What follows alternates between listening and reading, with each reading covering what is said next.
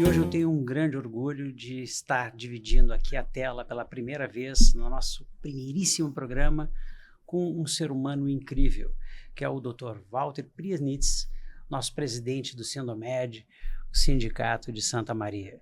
Além de um grande colega, uma grande pessoa, tem histórias de vida que tenho certeza farão bem para todos nós que lhe ouvirmos. Seja bem-vindo, Dr. Walter. São as primeiras impressões, prazer enorme poder contar contigo aqui no nosso primeiro programa. É uma alegria imensa participar desse primeiro programa.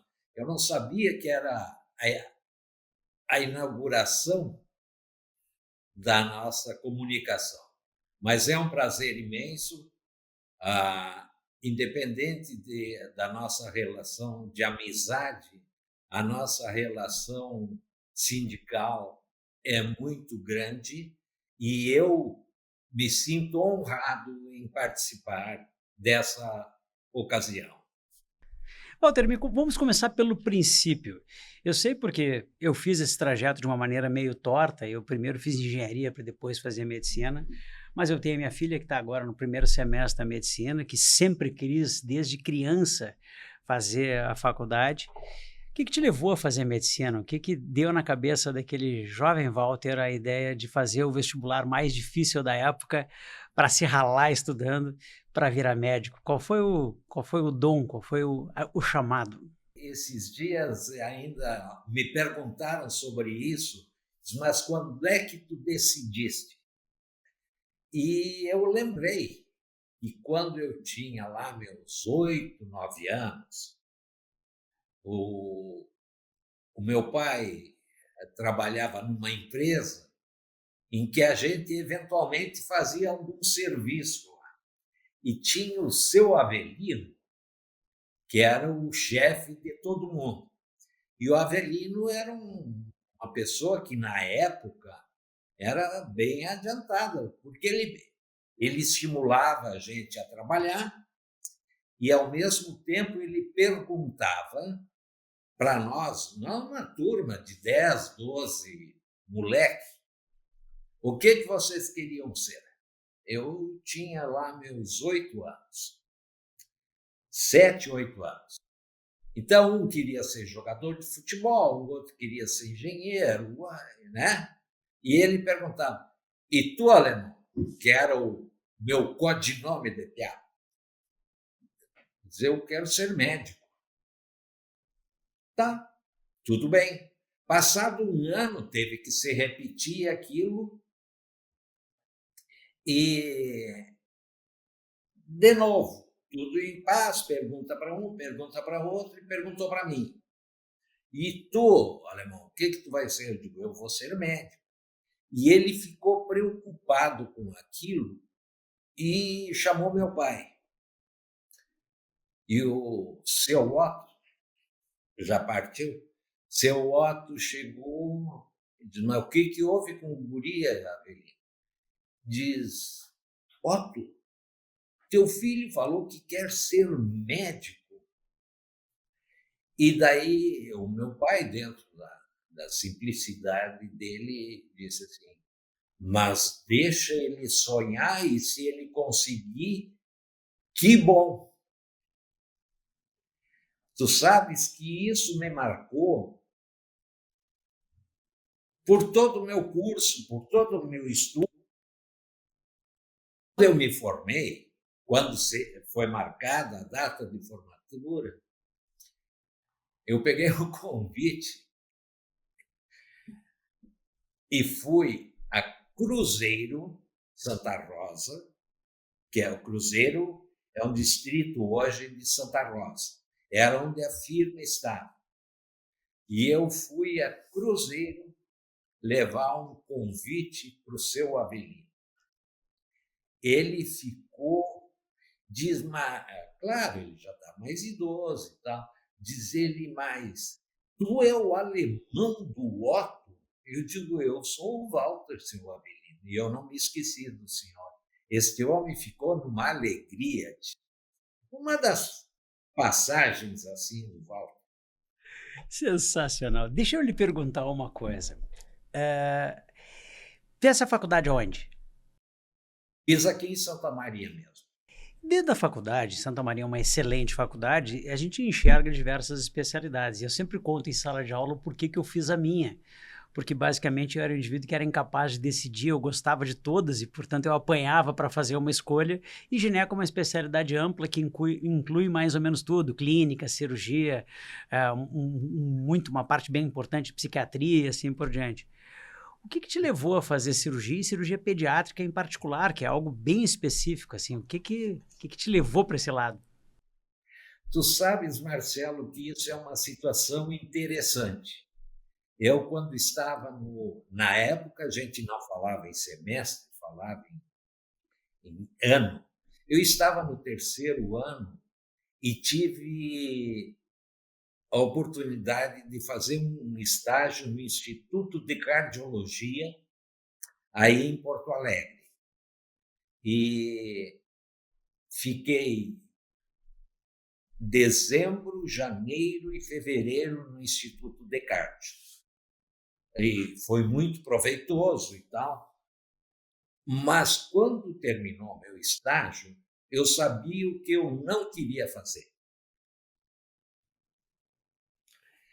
O professor Rubens Rodrigues. E daí ele me deu um certificado. Diz, mas nós ficaríamos contentes se tu viesse fazer residência conosco.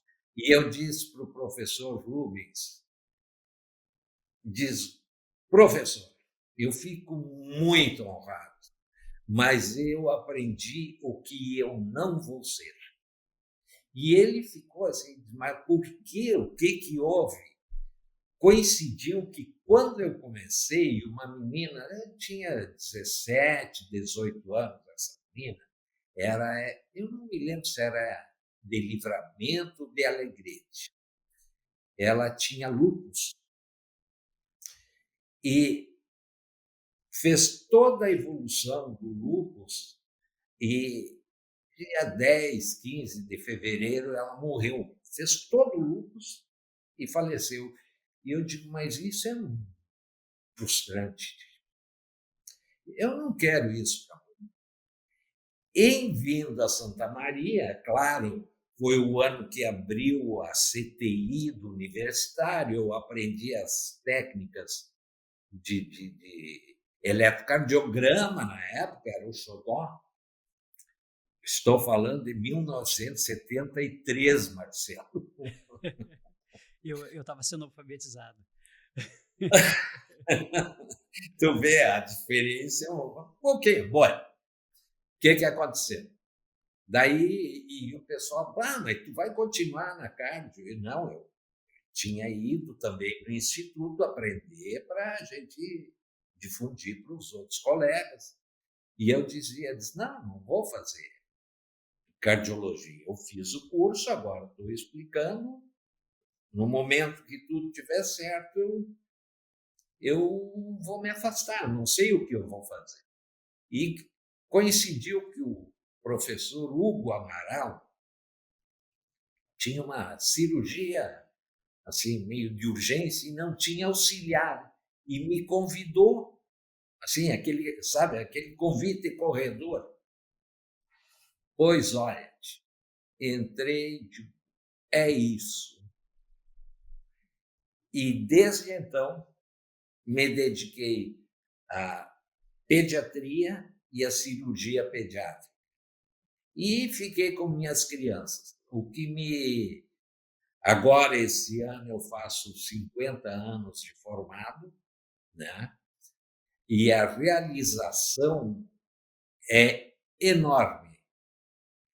E realmente foi muito bom ter decidido fazer a cirurgia pediátrica ao invés de cardiologia. Me senti muito mais realizado, entende, Marcelo?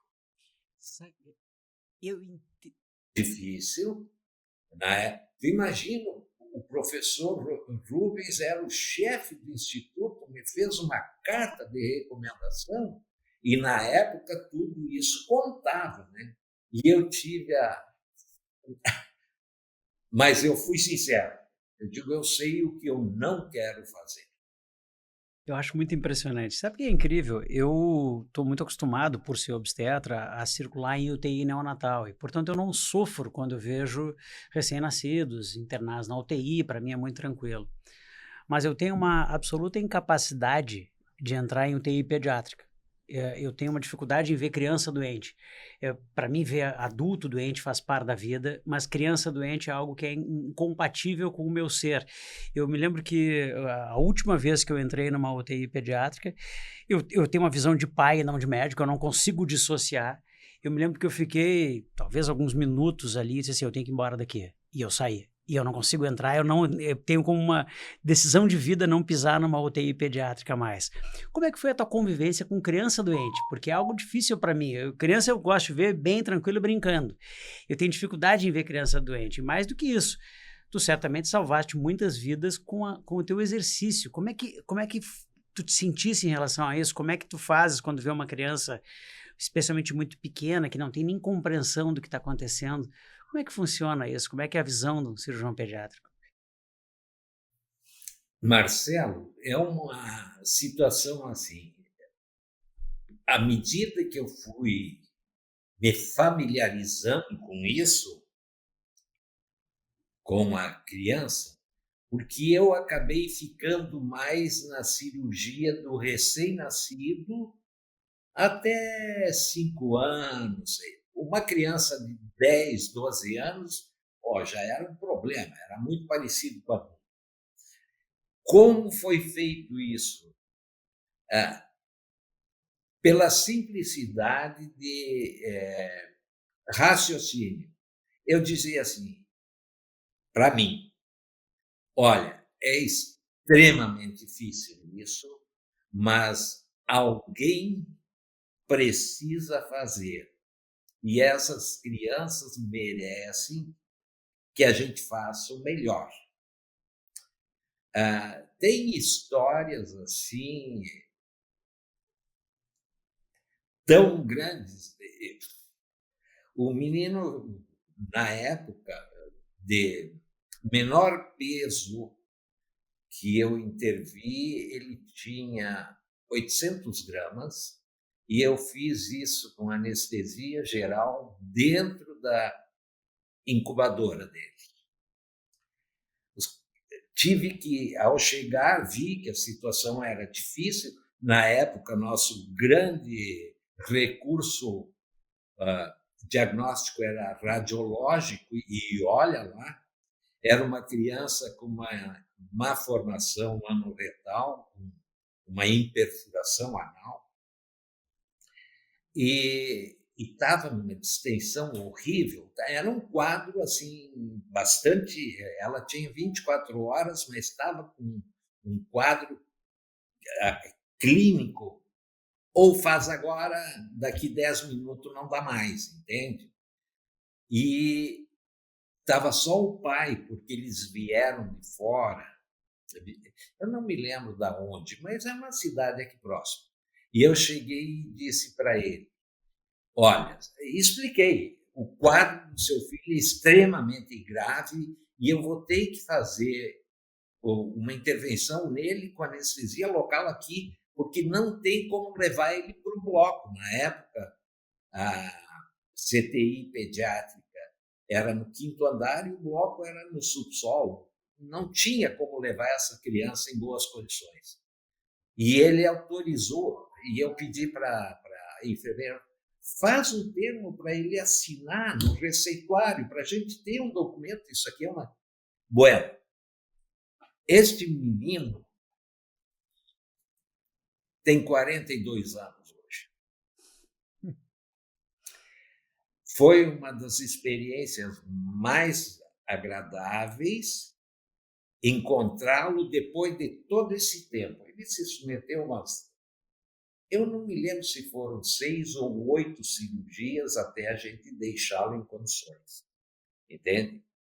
Então, para te entender, Marcelo, isso é uma coisa... é uma realização tão grande que não tem como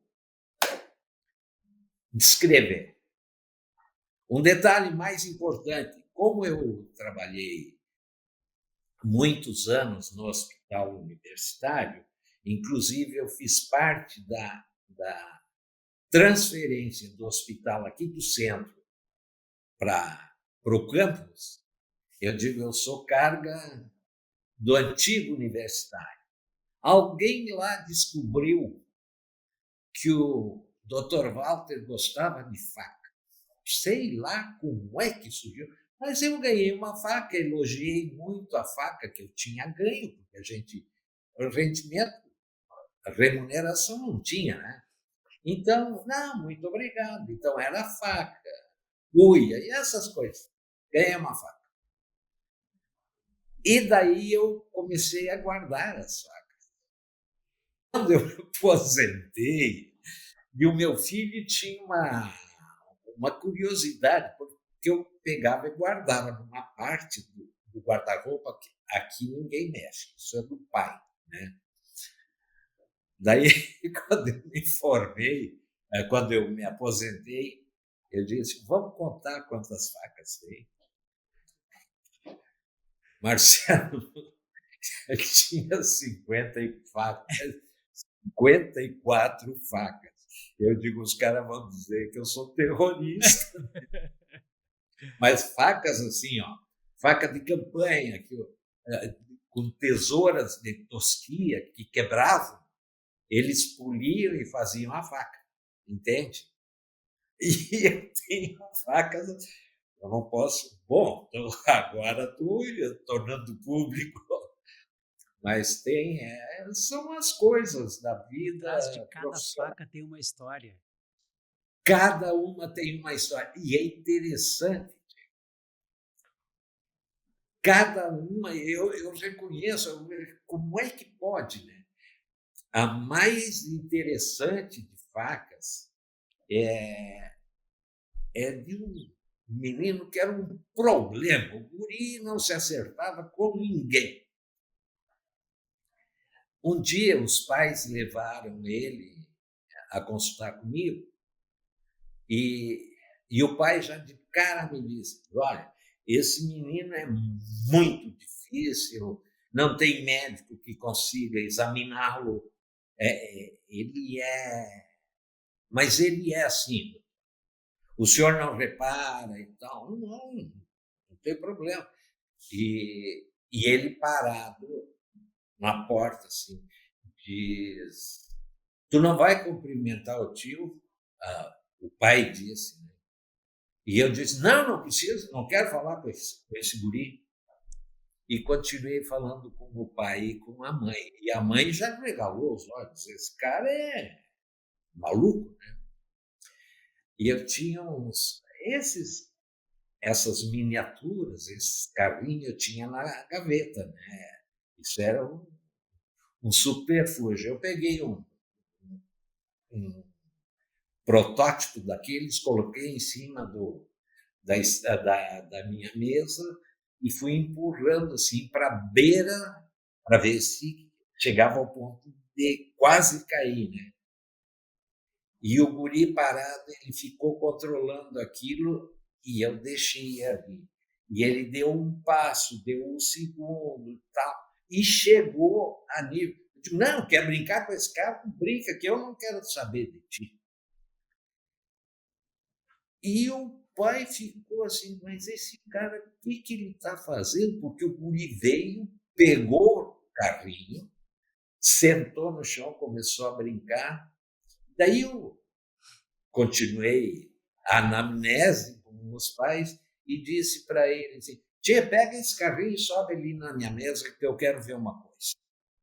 Ele pegou o carrinho, subiu, eu peguei, examinei ele, tudo, fiz o que disse para o pai, né? Não, o senhor fica tranquilo, é isso aqui mesmo, eu preciso de um ultrassom, aquelas coisas, né? O guri desceu, sentou no chão, continuou brincando. Esse menino evoluiu, tal.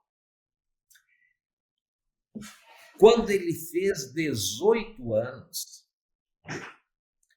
ele chegou para os pais e disse assim: eu tenho que ver o tio Walter.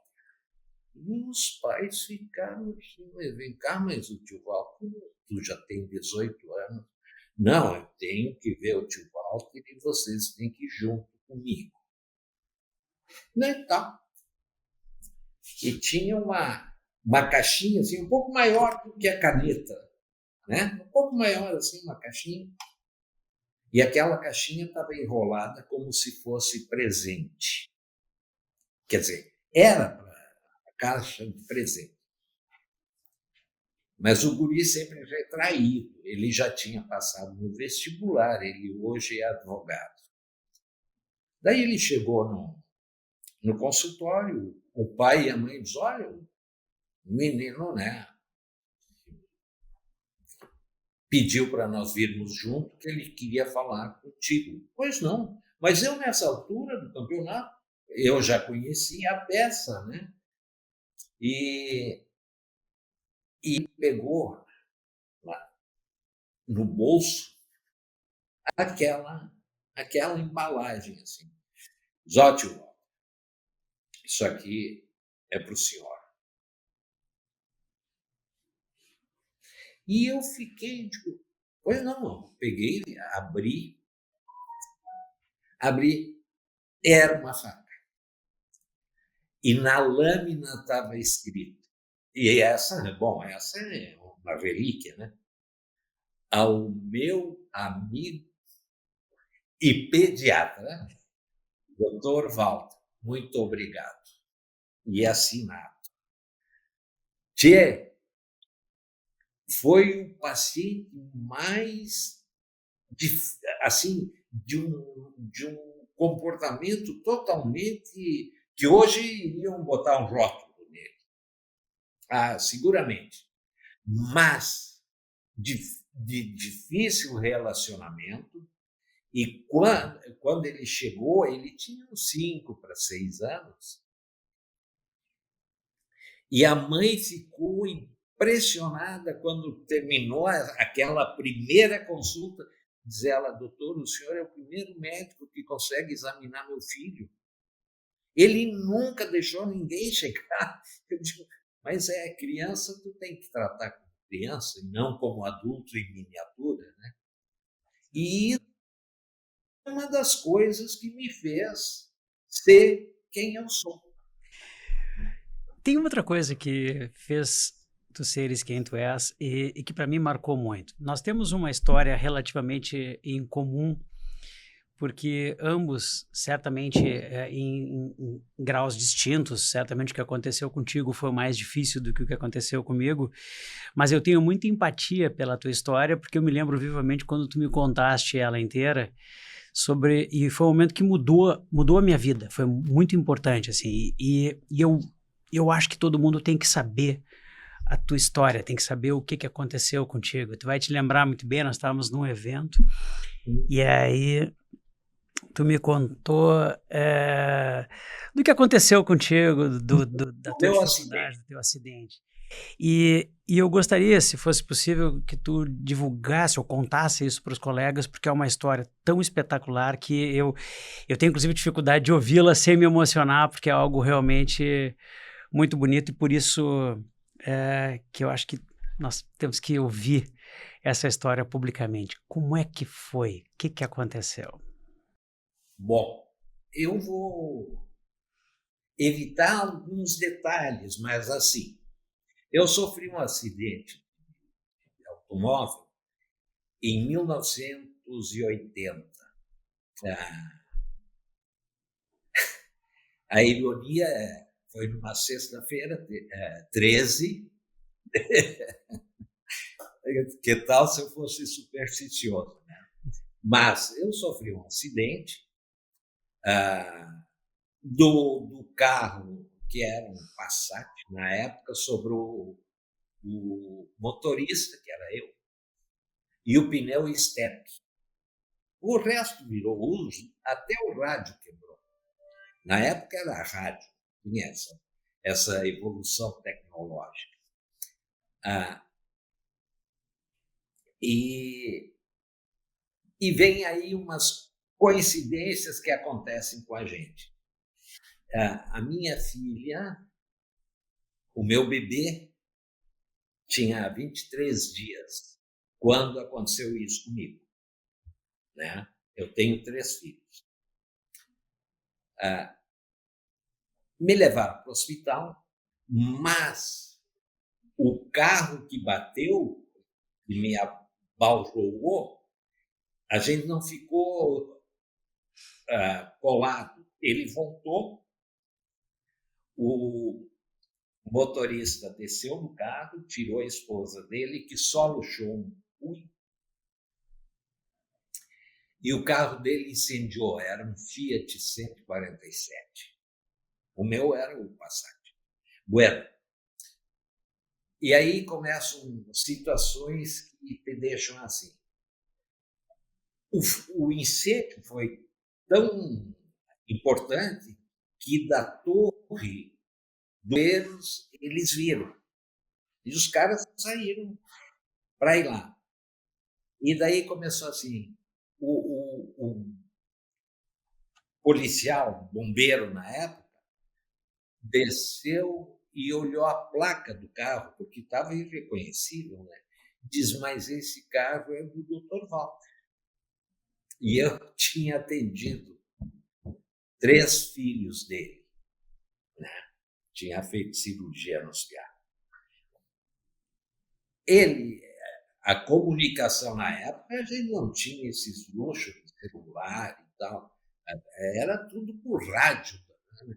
O cara ligou para o departamento, para o quartel-general ali, avisaram o hospital. E daí aquela corrida. Bueno, eu fiz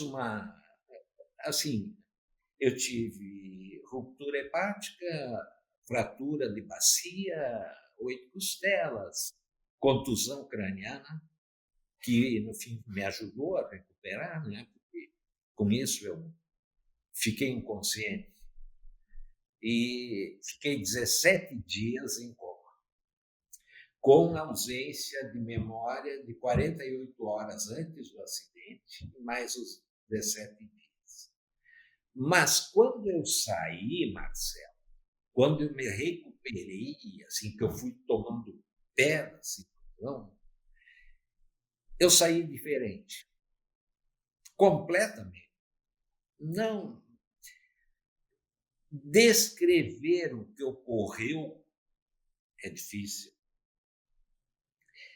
Porque nem eu aceitava muito o que tinha ocorrido, entende? Porque eu fiquei com uma dificuldade na perna esquerda, em virtude da fratura, mas consegui caminhar com a recuperação de fratura 16, 17 anos. Depois eu botei uma prótese de quadril.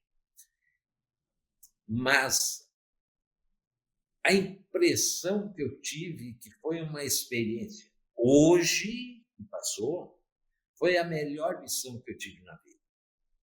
Por quê? Os valores se tornaram diferentes, Marcelo. Tu imagina que o meu sonho, enquanto eu fiquei então em coma, depois eu fiquei envelopado, na época era gesso. O bicho é a expressão da minha época, viu? Eu fiquei envelopado, né? Eu emagreci 17 quilos em 45 dias, dentro daquele envelope, que no fim era um terror, né?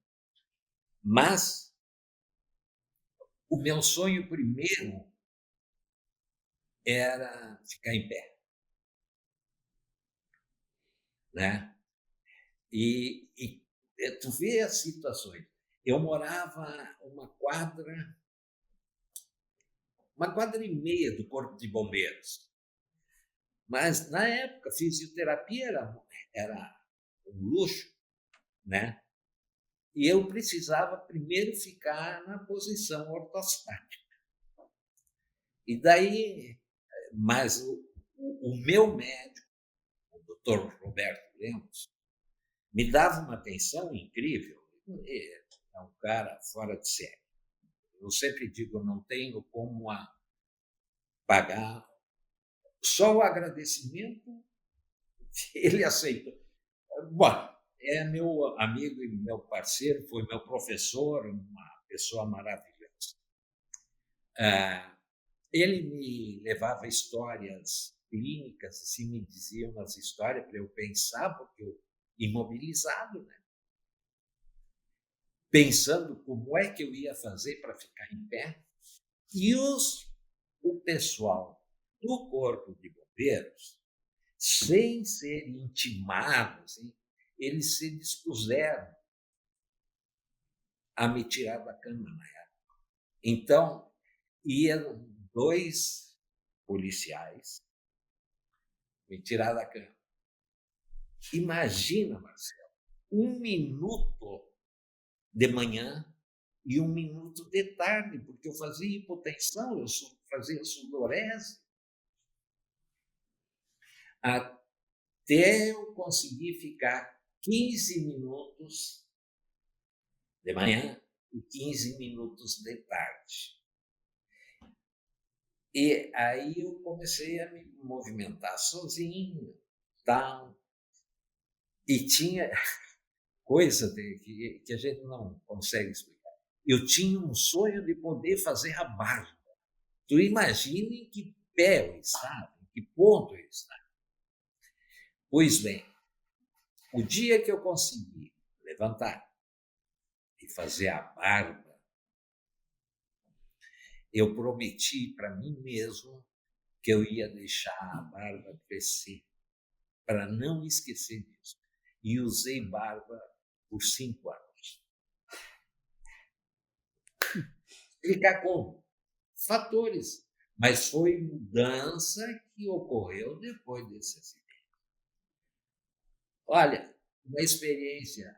E o diagnóstico da lesão cervical que eu tive foi feito 90 dias depois do acidente. Na época, o cara em choque, foi entubado, cirurgia, ruptura de fígado. Um horror, né? E eu dizia, mas eu tenho uma limitação de movimento para a esquerda. E os caras me diziam, não, tu sempre foi metido em política, os esquerdistas pagam isso, mas tudo na brincadeira. Até o acidente foi 13 de junho, no dia 6 de setembro, foi feito o diagnóstico de luxação de C3. C3 e C4, e já tinha a formação assim, de um calinho ósseo. E os caras, nós vamos fazer fixação, eu digo, negativo. 90 dias depois, vocês não vão mexer nessa coluna. E ela está me aguentando até hoje. Já são 40 e tantos anos. Me conta como é. Ciência que me leva a agradecer até hoje de ter sobrevivido e ter conseguido fazer da medicina um complemento. Pacientes, depois disso, prestei concurso na universidade e os caras, mas como é que tu vai fazer isso? Vou fazer, o que, né? Bom, e aí teve um detalhe. No dia do concurso, que eu prestei o concurso para professor da universidade, eu tinha a prova marcada para as 8 horas, às 7 horas da manhã, eu recebi um telefonema dizendo que o meu avô, o pai do meu pai, tinha falecido. E o meu pai era o bebê do seu Johann, né, do seu João. E eu disse para minha tia, me telefone, ao meio-dia nós conversamos. Agora eu não posso falar contigo. Eu fui, prestei a prova. Ele morava em Marechal Cândido Rondon. Eu fui lá, prestei a prova, era uma prova prática, prestei a prova, voltei para casa e disse para a comissão de concurso: olha, senhores vão me precisar nas próximas 72 horas. Não, em absoluto. Isso era uma sexta-feira, até quinta-feira da próxima semana a gente tem o resultado, porque havia uns outros candidatos também, né? Eu saí, cheguei em casa, peguei uma mala e fui a Marechal Cândido Rondon. Cheguei daquele dia lá para acompanhar o meu avô, mas com medo de que acontecesse alguma coisa com meu pai, porque ele já tinha tido 2 infartos. E o meu pai morava em Cerro Largo, ali próximo de Santo Ângelo. E eu dizia: eu não posso deixar meu pai sozinho nessa hora. E avisei-os que eu estaria indo, mas não disse que eu tinha um concurso. Daí cheguei lá, aquele, tudo bem, mas por que tu pediu para esperar até o meio-dia? Eu digo: não, eu tinha um concurso para fazer na universidade. Fiz. E o protetor de todos nós me concedeu a graça de tirar o primeiro lugar. Sensacional. Deixa eu te fazer uma pergunta. Depois do acidente, como é que foi para voltar a operar? Como é que foi o processo de retorno? Porque depois de tudo isso é algo bastante difícil. Mas Como é que foi aí essa história? tu tem uma história fabulosa para ti. O doutor Lemos, Roberto, que foi o Roberto, na situação do acidente em si, os caras queriam esperar resultado de raio-x e coisa. Ele estava saindo do hospital e olhou, disse: vamos botar esse cara na sala, esse cara está chocado. Não, mas precisamos do raio-x. Não dá tempo, ele vai morrer. Mas para isso ele não tinha me reconhecido. Ninguém. O policial dizia que era o Dr. Walter, mas os caras não acreditavam, né? Me botou na sala, me abriu, achando que fosse uma ruptura hepática, uma ruptura esplênica, né? E era uma ruptura hepática. Em 1980, ele botou umas gases, umas compressas, deu uns pontos e, bueno, o fígado está funcionando até hoje. No dia 9 de dezembro, 9 ou 12, eu não me lembro bem, mas foi em dezembro daí, que tinha sido meu colega no pré-vestibular, morava lá no prédio que eu morava, e o filho dele era companheiro do meu filho, eram crianças juntas, né? E o Cardoso era meu, assim, nós, ele era representante na época da Fontoura White. Daí ele chegou lá em casa e disse: tu dá uma olhada no chat aí, não sei o quê. Bueno, o que houve? Daí ele me contou, mas eu eu usava aquela modeladora cervical que teve que vir de São Paulo na época, porque não tinha nem em Porto Alegre.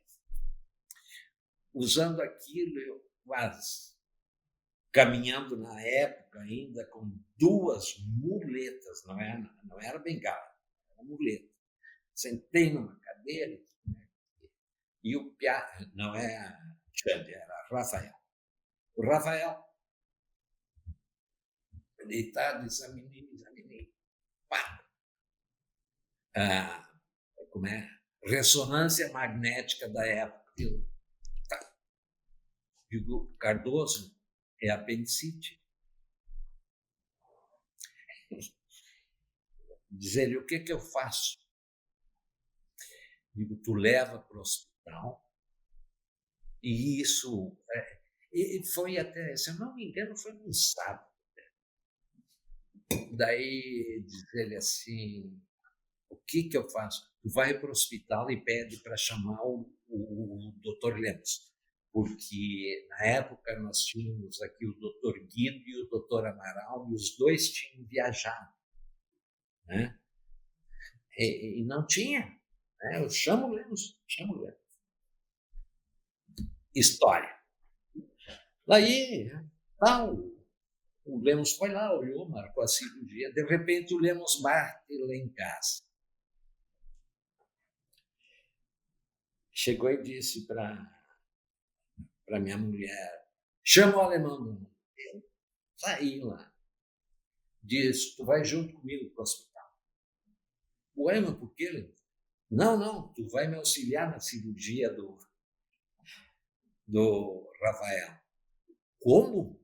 Mas como é que eu vou fazer? Deixa que eu resolvo. Daí me levou lá. Na época, o otorrino tinha uma poltroninha, assim, uma cadeira, mas com modelagem e tal. Nós chegamos no bloco cirúrgico, pega a cadeira do Dr. Rossi aí, do Dr. Walter. Pô, tem um caco de gente, né? Ele senta aí. Sentei na cadeira, me amarrou na cadeira, empurrou a cadeira até o lavabo, telava que tu vai entrar comigo na cirurgia. Mas como é que eu vou fazer isso, meu?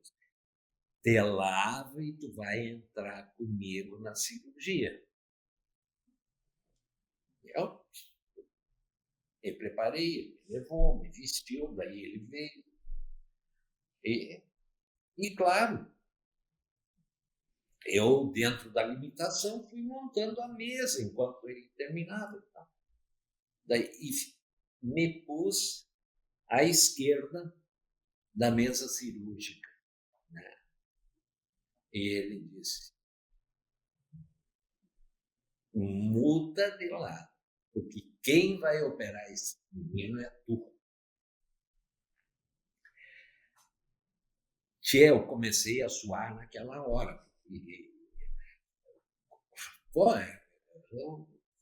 politraumatizado, choque, coma, dificuldade para caminhar.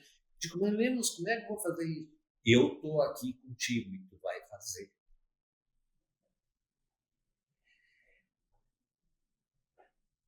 Olha, foi uma experiência incrível, porque e eu operando assim, parecia o catedrático, o supra-sumo, né?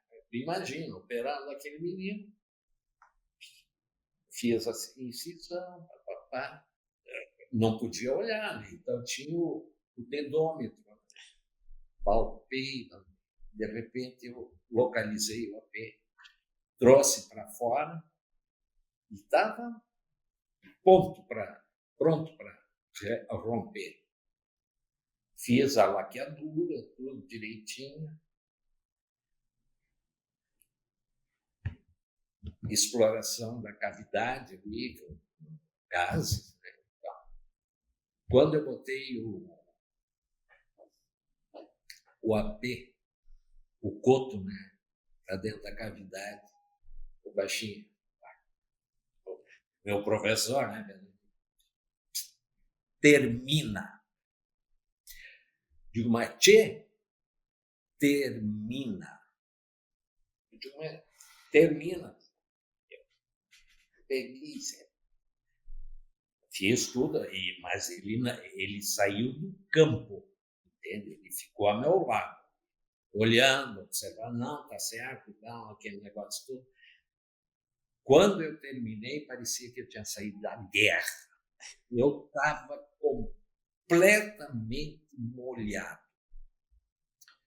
E eu disse para ele, mas, tia, como é que tu me faz um troço desses? Diz ele, se eu não fizesse isso, quando é que tu ia voltar a operar?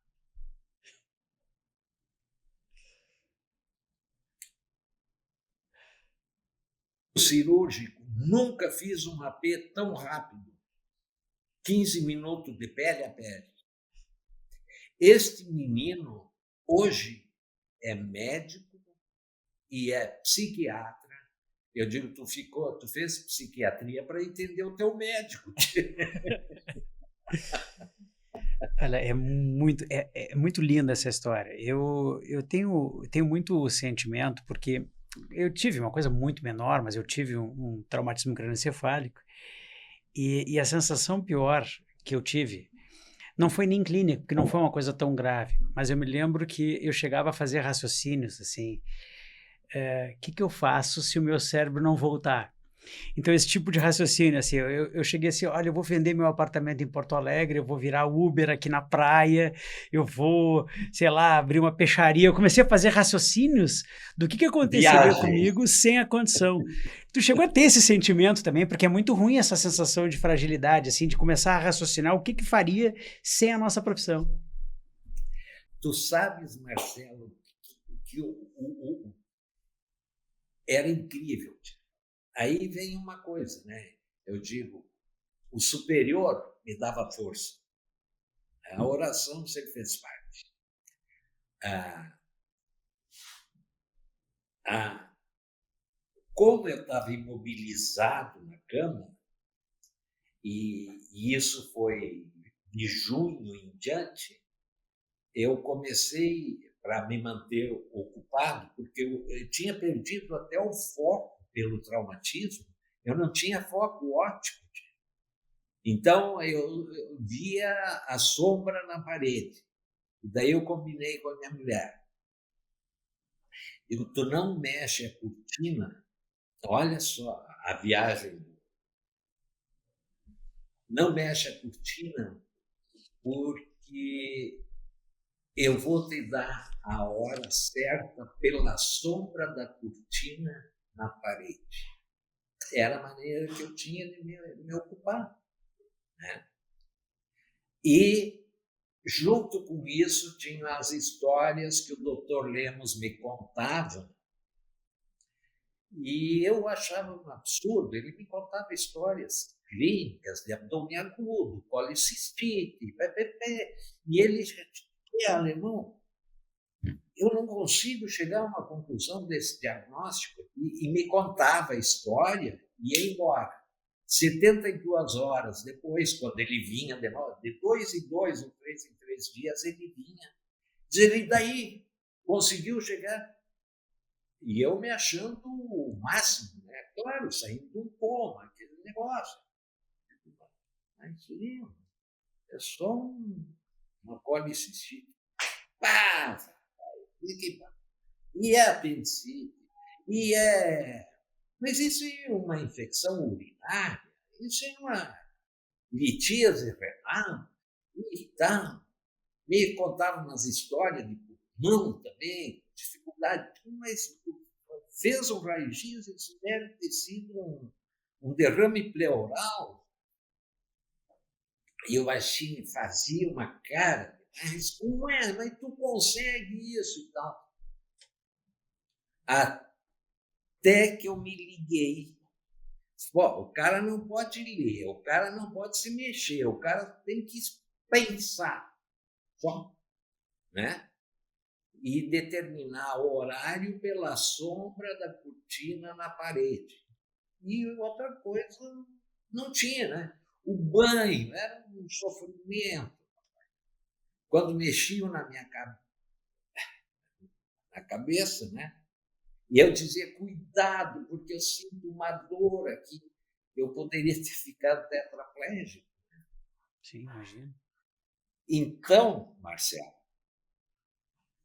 foi uma experiência e um sentido de vida difícil para quem não teve alguma coisa próxima, assim, disso, entender. E para mim, no convívio, depois foi difícil eu entender, porque tem tanta coisa superficial e destituída de valor para mim hoje, que eu tenho os meus valores, respeito a individualidade das pessoas, mas eu gosto mais de estar recluso, tomando meu chimarrão, lendo meu livro, pensando, escrevendo, entende? E sempre agradecendo por estar aí, né? Hoje já tem o meu bebê, que na época tinha 23 dias, tem 44 anos e já me deu 2 netos. Que coisa linda. E me conta uma coisa, Walter, depois de tudo isso, professor universitário, um pediatra de renome, um cirurgião pediátrico de qualidade ímpar, que fez tu te meter com sindicalismo? Porque a gente tem que sempre ter uma história por trás para entrar nesse mundo. É um mundo paralelo, dentro da medicina, mas meio paralelo. O que te botou nesse negócio? Marcelo, antes de tudo isso, eu, na época de secundarista, eu participava do Grêmio Estudantil no Colégio La Salle, em Celular. Eu fui presidente do Grêmio Estudantil Monteiro Lobato, do Colégio Evangélico Augusto Pestana, de Juí. Fui membro da diretoria da União Gaúcha de Estudantes Secundários em 1968. Quando entrei na faculdade, eu fui o presidente da ATM, o primeiro presidente, e estive na secretaria diretório central. E tive algumas desavenças, na época, desavenças políticas, né, Marcelo? E me fizeram um dia numa entrevista que eu tive, o senhor quer ser político, o senhor quer ser médico? Eu digo, não, eu vou ser médico. Né? Eu renunciei ao diretório central, mas deixa eu te contar, teve mais um fato. E na ATM. No diretório, continuei e nós íamos organizar a festa do Baile dos Bichos, em julho, num clube da cidade. Tínhamos já reservado o clube para fazer a festa. De repente, eu recebi um telefonema. Uma pessoa do clube diz, olha, fulano de tal lá quer falar contigo. Parece que não estão querendo a festa, o baile dos bichos. Daí, fui falar, não me lembro se era tenente, capitão na época, foi quando perguntou, o senhor quer ser médico, né, e tal. Eu não vou, quer ser político. Bueno, eu digo, não tem problema, a festa sai, eu vou renunciar do diretório. Por que isso? A minha família, com esse sobrenome que eu tenho, nós éramos, na época só tinha 18 ou 20 prisões no Brasil. E um tio meu, tio Elmute, irmão do meu pai, era prefeito de Toledo e ele era do PTB e foi caçado por uma intriga que houve lá e tal. E ele teve que fugir. Então, os prisões estavam carimbados, né? Mas eu era político sem partido. O meu negócio era trabalhar no mundo estudantil. Me afastei, fiz o curso, tudo bem. Daí, quando eu me acidentei, o padrinho do meu bebê era do Lions Club, me convidou para entrar, e então eu aceitei ser presidente do Lions Club. Bueno, Feito isso, passado, quando eu me aposentei, e eu dizia, eu vou entrar no movimento médico, mas só depois que eu estiver aposentado da universidade. Por quê? Marcelo, não achava correto. Tinha gente que tinha várias atividades, além da atividade da universidade, mas, no fim, tu tem tanta coisa que é difícil de fazer uma coisa certa. Né? E isso foi uma proposição minha. Isso, como é que eu vou te dizer? Uma decisão que eu tomei. E eu disse, olha, eu vou entrar no movimento sindical depois que eu me aposentar. Até que um dia me disseram, olha, tu vai ser candidato a presidente, porque uma vez tu disse e tal. E cá estou eu. Sabe, meu sentimento, Walter, é que tem algumas pessoas que aproveitam oportunidades. E tem pessoas como tu que têm dom, é um chamado, é algo acima.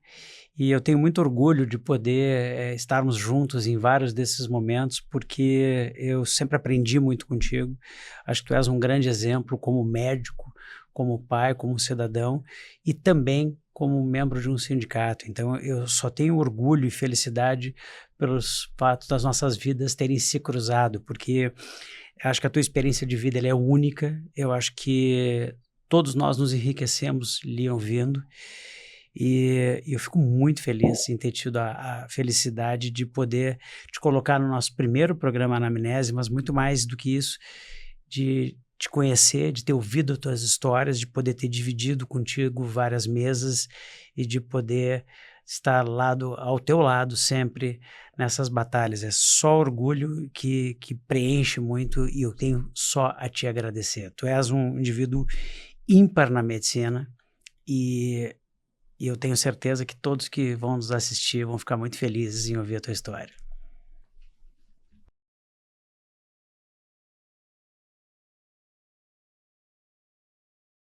Tu me pegaste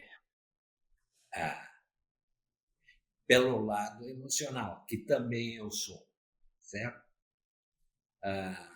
Mas eu acho que os caminhos que são traçados, nós temos que segui-los, né? E o comando maior sabe a hora de nos recolher. Eu agradeço sempre a Deus por ter passado por essa experiência e a gratidão que eu tenho pela vida é indescritível, tá? Foi uma alegria muito grande que eu tive ao longo da vida também de conhecer e tu sabes que a admiração e o respeito é mútuo. Muito obrigado. Muito obrigado, Dr. Walter. Eu, sem palavras, nós estamos terminando o nosso primeiro programa, Anamnese, e vai ser difícil eu fazer um outro mais forte, porque nós subimos demais a régua. Só tenho a lhe agradecer. Vou aproveitar o momento para convidar os colegas pediatras, e se tu estiveres, vai ser um prazer enorme lhe cumprimentar para o congresso, pelo 17º Congresso Gaúcho de Atualização em Pediatria, que vai acontecer no Shopping Barra Sul, em Porto Alegre, de 15 a 17 de maio. E, Walter, sem palavras, muito obrigado pela tua parceria, pela tua presença. Só tenho a lhe agradecer. Marcelo, um grande abraço e sucesso no teu trabalho. Muito obrigado. Estamos juntos. Tchau. Tchau, tchau. Muito obrigado, colegas. Vamos ficar ligados para o próximo programa Anamnese e já deu para sentir qual vai ser o nosso espírito. É um prazer enorme ter-lhes junto conosco e vamos certamente dividir vários programas com personalidades incríveis da medicina como tivemos hoje. Um grande abraço.